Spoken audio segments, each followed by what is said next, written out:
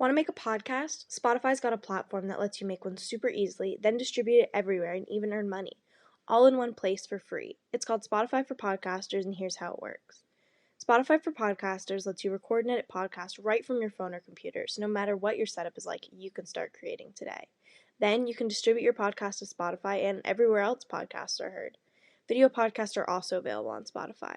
With Spotify for Podcasters, you can even earn money in a variety of ways, including ads and podcast subscriptions. And best of all, it's totally free with no catch. Spotify for Podcasters has made our podcasting process so much easier and even has options like Q&As and polls so we can engage with listeners. I highly recommend you give it a try. Download the Spotify for Podcasters app or go to www.spotify.com/podcasters to get started. Listen to the 48 Hours podcast for shocking murder cases and compelling real-life dramas from one of television's most watched true crime shows. Go behind the scenes of each episode with award-winning CBS News correspondents and producers in Postmortem, a weekly deep dive. Listen to 48 Hours wherever you get your podcasts. Inspired by the life of the savvy and ambitious Colombian businesswoman Griselda Blanco comes a new Netflix original limited series. Griselda tells the story of a devoted mother who, with her lethal blend of charm and relentless savagery, creates one of the most powerful cartels in history. Witness Sofia Vergara's captivating transformation into the godmother of the underworld. Griselda, streaming January 25th, only on Netflix. The following contains descriptions of physical violence, sexual violence, and graphic descriptions of autopsies.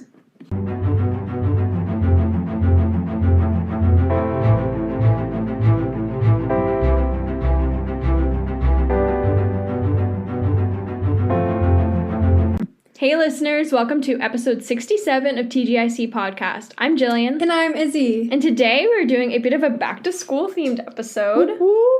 So, we're going to do back-to-school theme, except for we're kind of unhinged, so we chose to research a murder that occurred on the college campuses that we're about to live on. Well, I guess so fun. By the time this comes out, we will have been living there for like a month. Yeah. But, yeah, we thought that would be an interesting choice, you know? We're preparing for college right now, so let's prepare to be safe. Yeah, prepare to be safe. And, like, I mean, honestly, though, like, we can't really do anything about murderers. They just kind of exist. They just kind of happen. You gotta live with that. Anyway, yeah, so we're going to do two, like, mini cases. Izzy's going to share one from UVM, and then I'm going to share one from UGA. Yay, let's get started. So upbeat. I literally was telling my mom about this case earlier, and she started crying. Oh. Like, fully. Yeah, that's not good. No. But anyways, so, UVM murder. Murder of Michelle Gardner-Quinn. So, Michelle Gardner-Quinn was born on January 28th in 1985, and she was 21 years old at the time of her disappearance on October 7th of 2006. She was born in Arlington, Virginia, and she was a senior who was majoring in Latin American Studies and Environmental Science. On October 7th of 2006, since the evening of the night before, on Friday, October 6th, Michelle had actually been with her close friends to celebrate the birthday of one of their other friends. These festivities spanned into the early morning hours of October 7th when her and her friends were in downtown Burlington. That is, until Michelle got separated from them later on in the night and her phone died. So while she was walking down Main Street, which is in the middle of town, and there's like a lot of frat houses and businesses and like like offices there, which is weird. I've been on the street. Yeah, because you toured there. Yeah. Anyways, she decided to ask, like, some dude walking down the street if she could borrow his phone to get in contact with her friends. So the man who she borrowed the phone from was Brian Rooney, a construction worker, father of three, and husband. Around 2:34 a.m., a camera on a local jewelry store caught Rooney and Michelle on video walking down the street just talking, and it really didn't seem like she was, they weren't scuffling, like, he wasn't, like, grabbing her or anything. They were literally just walking down the street talking. Mm-hmm. And at this time, she was actually on the phone with her friend Tommy Lang, whom she had grown up with in Arlington and who was also a UVM senior. He said in an interview that nothing seemed off over the phone and that her tone of voice was the exact same as it was, like, the last time they had seen her and just, like, not even that long before. So, by the middle of the day on October 7th, when Michelle had not arrived at a scheduled meetup with her parents, who were visiting for frickin' Parents' Weekend. Oh, geez. Which is so sad. Yeah. Their concerns began to rise, and they ended up reporting her missing. And while the search for Michelle began, Tommy actually ended up calling back the number that Michelle had called from earlier on Rooney's phone. And this is so scary to me, but apparently Rooney picked up the phone and told Tommy that he and Michelle had, like, just walked back up towards the dorms and he had no idea where she was. Oh. Which is, like, why would you pick up the phone? And also, like, my thing is, like, who are you to kidnap someone after they just talked to their friends and said they were on their way back to the dorm? I don't know, like, that's just so crazy to me. No, because that's actually kind of scary because, like, if you think, like, when you think in, like, situations where, like, you're unsafe, they tell you to, like, you know, call your friends and, like, make sure the person's aware that people are waiting for you, but that clearly didn't stop this guy. Yeah. So, October 13th of 2006, which is about, like, a week later, hikers actually found Michelle's body near a swimming hole called Huntington Gorge, and she was partially nude and shoved into a crevice and covered with leaves. And an autopsy later revealed that she had been sexually assaulted, beaten, and strangled to death. And they also recovered DNA evidence from her body, which was sperm. In the press conference in which the police announced they had recovered Michelle's body, they also announced that they had actually arrested 36-year-old Brian Rooney on unrelated charges after looking into him. Rooney was charged with sex charges relating to sexual assault in Caledonia County and a child sex charge stemming from an incident in 1990. Jesus. So this guy's just a piece of shit. It's just, like, really scary. Like, you never know who you can trust. Like, she found somebody who probably looked like, you know, like a parent. Yeah, literally. And so she asked to borrow the phone, and, like, that's what happened. That's awful. No, and literally, like, got into contact with her friends. Yeah.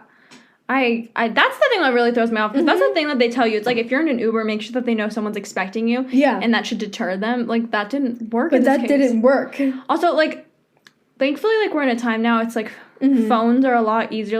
Like, she probably didn't, this day and age, you wouldn't need to ask for a phone. You could just ask for a phone charger. Like, you could go into, like, a business or a restaurant, and someone would have a phone charger that was compatible with your phone. Yeah. So that is, like, you could tell your mom that.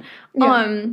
There are, like, safety features now that have come with time that'll be, like, a little bit not more so helpful. Scary. Yeah, like, 2006 was a difficult time. Like, no one had the same phone charger. It was all, like... it was all very different, not standardized. Yeah, and, like, I don't know. That's really scary. And also, I feel like generally people didn't rely on their phones as much as we do nowadays. Yeah, that too. Like, I feel like before you go out, you make sure your phone is fully charged. Exactly. And if it's not, then you stay with your friends who also have phones. Yeah, like, that was not a 2006... Because everyone lived without phones for so long. Exactly.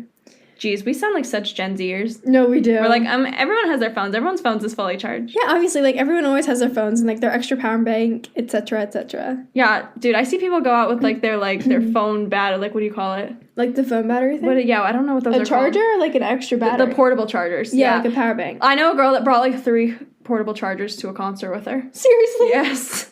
Oh, my God. Well, smart. You know, you never know. I mean, it was Taylor Swift. I don't think she wanted to miss any. Yeah.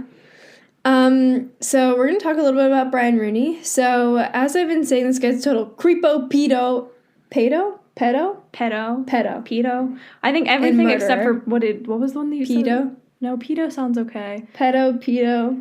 You said another one that sounded weird. Whatever.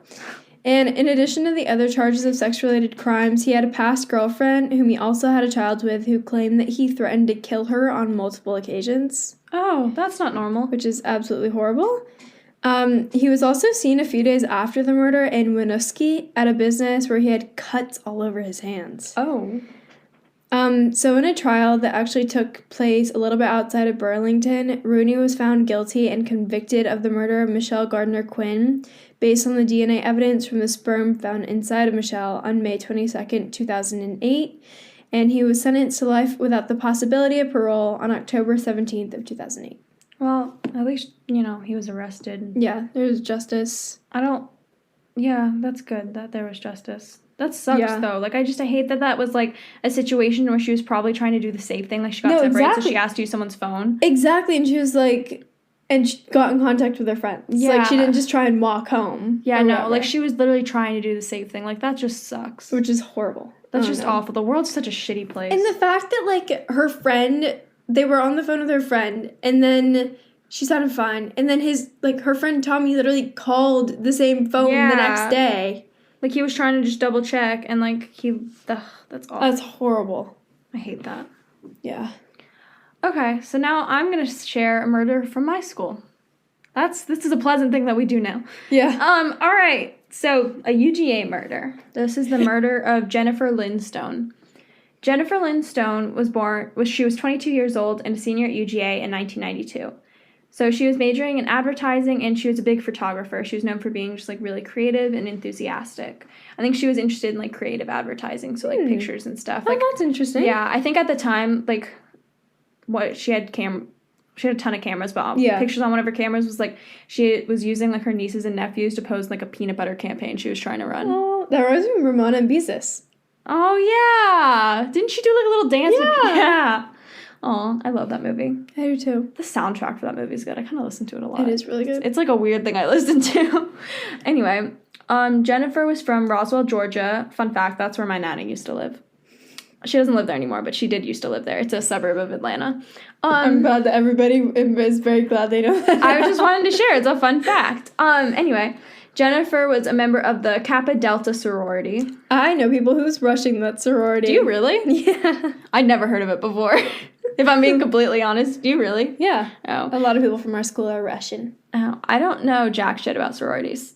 I know there's like... Yeah, no, I actually don't know shit about sororities. I was really going to try to come up with something. I couldn't even tell you the sorority my mom was in. I know that my dad was in Sigma Nu. They called them Sigma Nerds. Because they were like the nerd sorority. Or fraternity. Yeah, I don't know shit about sororities. But anyway, she's a Kappa Delta. Is that a good one? I don't even know. Okay, I don't know. She lived alone in a 3-bedroom apartment in downtown Athens, which is kind of crazy to live alone in a 3-bedroom apartment. 3-bedroom in Athens? Yeah. Athens was probably cheaper than it is now. High key, though, I am so excited to move to Athens because food in Atlanta has gotten too expensive, and I'm excited for, like, the slight price drop that I'm going to experience when I move there. I just realized something. What? My aunt was going to school at UGA when this happened. Oh, shit, really? Yeah. Oh, that's scary. Oh, you should ask her about it. Anyways, the many connections. Yeah, seriously. Anyway, so she lived in this apartment in downtown Athens, and it was connected to, like, a clothing store, and then it was also behind the bus station. What? Bus station. Well, it could be convenient if you ride the bus. It would be, yeah.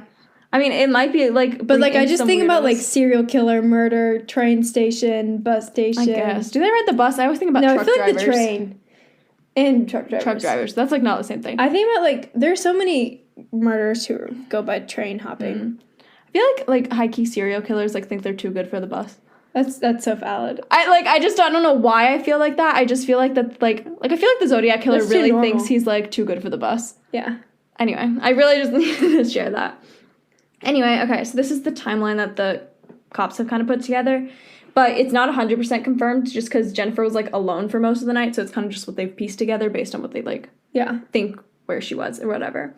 So April 23rd, 1992, Jennifer had been working on a project, like, into the early hours of the morning on April 23rd. And around, like, 1 a.m., she was seen by a friend walking near her apartment in downtown Athens when she went to go get some fresh air. This was the last time that she was seen alive. So at 7 p.m. that day, Jennifer had missed 2 group project meetings. There was, like, one at noon and one at 6 p.m. And this was, like, really out of character for her. And to miss 2 in the same day, too, without, like, contacting anybody, people just thought that was really bizarre. So her, like, project group members went to go check on her. And when they arrived, they found the door unlocked because they were able to get in, and they found Jennifer's body in the bedroom of her apartment. Oy. Yeah. That's gotta be a lot to see when you, like, think you're checking in on someone that's probably, like, sick or something, and then that's what you find. Like, that's just awful. That is horrible. All right, so the only suspect in this case is unidentified man. Which is, like, really horrifying that I'm about to go to a school with... An unidentified man? Yeah, as the suspect. I mean, he's probably not around anymore, if I had to guess. This was a while ago, but I don't, like, yours is solved. Yeah. Anyway. At least I'm not going to... Was it UF had that serial killer stop at it? With Ted Bundy was at UF for a really long time? At least I'm not going to UF. Yeah. Anyway. I have a dog superiority complex. No, I'm just upset that I couldn't go to UF. Go dogs. Anyway, No, go cats.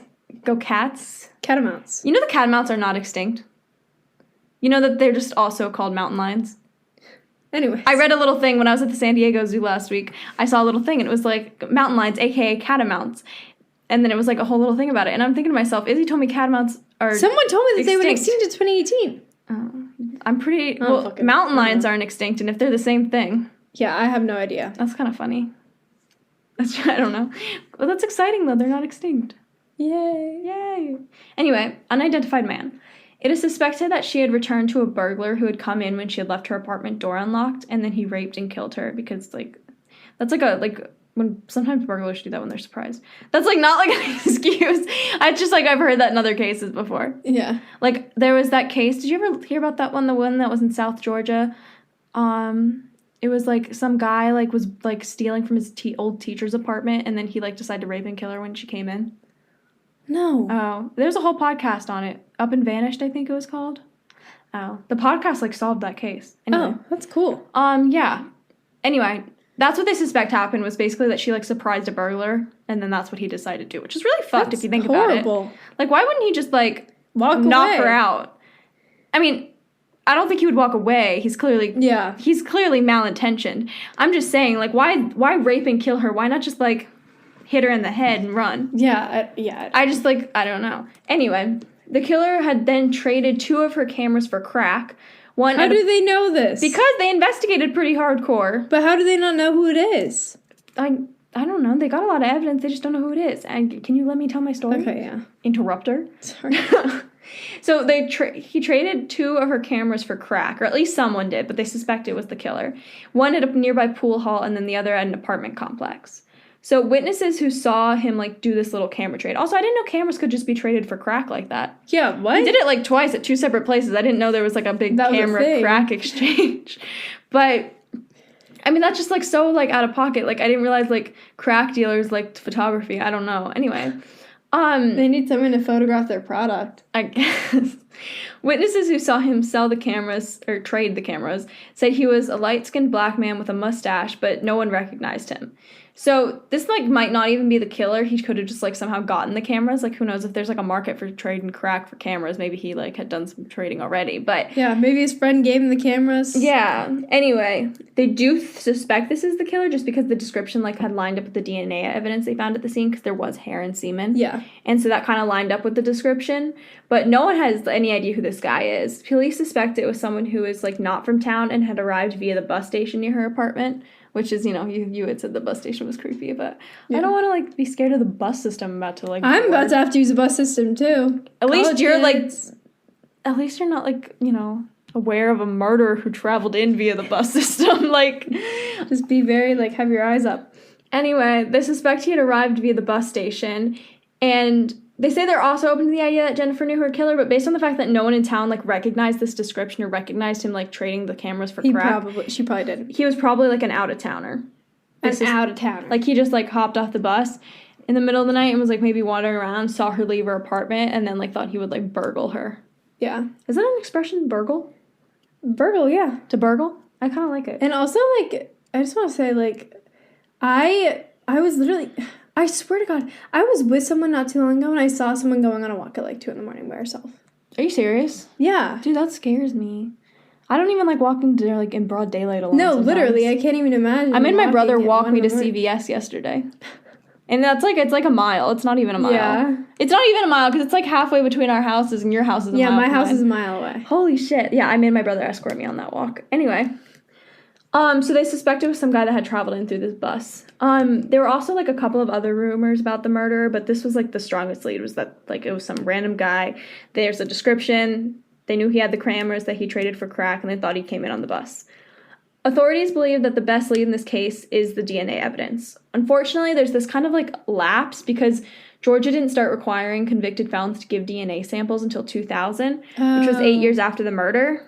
So they're thinking if he, like, did commit a crime, like, you know, in the years, like, couple years following, they would have missed the DNA. Yeah. Which kind of, like, that really sucks. That does really suck. Like, this is their strongest lead, so they've just got to hope at this point, like, some relative, like, submits DNA to, like, one of those, like, ancestry things, which I feel like enough people do those at this point, or like or DNA, 23andMe, whatever, or like somebody else in their family commits a crime, or he commits another crime. But honestly, now it's like seems so long, like that's what 31 years ago. Yeah, like he's not committing another crime now.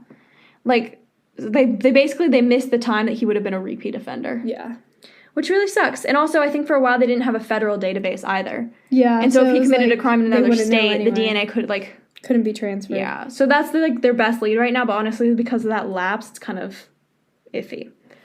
So police in Athens are actively still trying to solve this crime, and they're like currently reviewing the evidence, and they hope that the DNA will just eventually present a match. But like they're like actively reviewing this. Like I saw a quote, I think something with the lieutenant.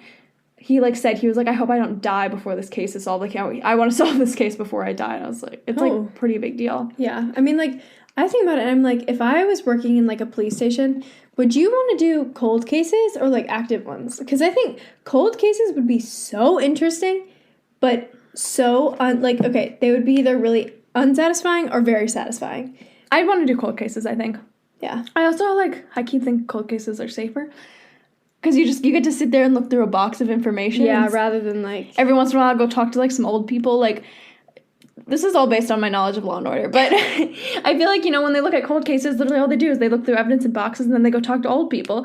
And then like in current cases, they have to like run from guns and stuff. Yeah. So I'd rather look at cold cases. Yeah. Anyway, these were some college murder cases. If you enjoyed this episode, make sure to go check out our other episodes and follow us on Instagram at tgic.podcast. Bye!